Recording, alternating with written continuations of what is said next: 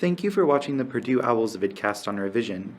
Revising and editing are two distinct elements of the writing process.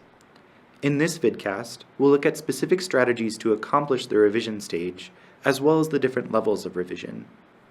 Although revising and editing are often conflated, revision is a unique process. In simple terms, revision is primarily concerned with large-scale changes to the document, whereas editing is focused on small-scale changes. Revision focuses large-scale or higher-order concerns, like alterations to the primary claim or focus of the text, changing the organization and structure of the document, conducting major rewrites, and other elements that go beyond sentence-level tweaks and adjustments. As you revise, keep these core questions in mind. What is your main point, and is it clear? Who are your readers, and what is your purpose? Are they addressed?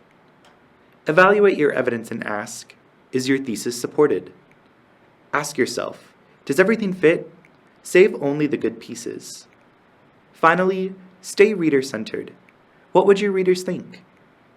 This revision checklist will help you keep higher-order concerns at the forefront to ensure your writing is achieving its purpose, speaking to its intended audience, and adequately supporting its main points or claims.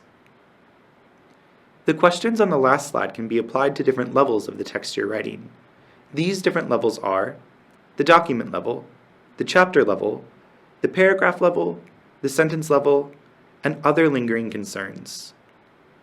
Each level comes with its own considerations for revising, which are oftentimes bound up in different disciplinary conventions and expectations.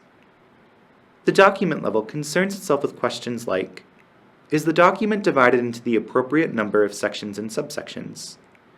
Are sections and subsections titled appropriately? Do chapter lengths seem balanced? Does the document have an overall introduction and a conclusion? Does the order of the chapters or sections make sense within disciplinary conventions? Does the overall main idea relate to each chapter or section, and is that relationship clear? Chapter level revision asks, does each chapter have an introductory paragraph and a concluding paragraph? Does the order of sections within the chapter meet disciplinary requirements? Does the order of paragraphs within each section display appropriate logic? Does the chapter cover all aspects of the topic that were promised in the thesis or main point of the chapter? For paragraph level revision, consider these questions. Does each paragraph have a topic and transition sentence? Does the topic sentence match the content of the paragraph? Does the order of information within each paragraph display appropriate logic? Is the paragraph shorter than 4 sentences or longer than 7 sentences? If so, consider expanding or splitting your paragraph. Finally, do transition words show the connection of ideas between sentences within a single paragraph? During sentence-level revisions, you may be tempted to proofread.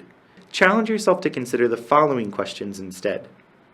Does the order of information within each sentence make sense? Would rearranging it increase clarity?